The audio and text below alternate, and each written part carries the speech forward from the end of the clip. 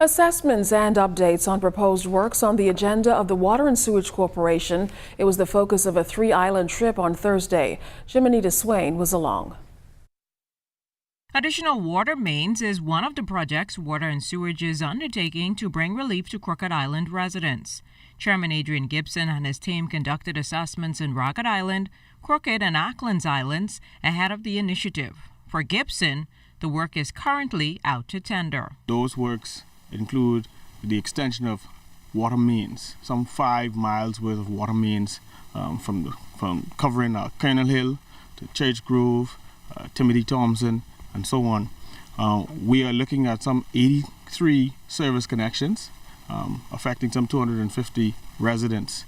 At present, there's a tender out for the works here. We expect that to close on the 18th of March. Gibson says once the tender process is completed, he will return to the island for a contract signing.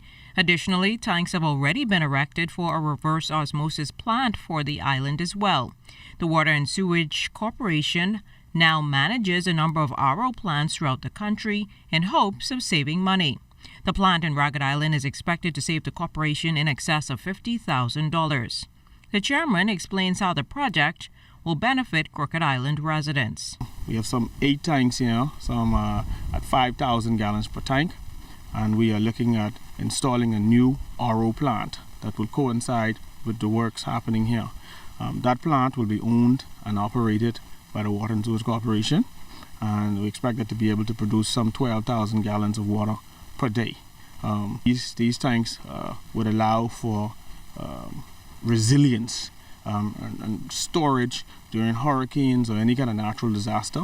You have enough tanks here, I believe, for people to have water produced or in storage for at least 2 weeks. From Crooked Island, Gibson and his team then touched down in Acklands for more assessments. We're installing a new RO plant at Lovely Bay, where we're going to head in a moment.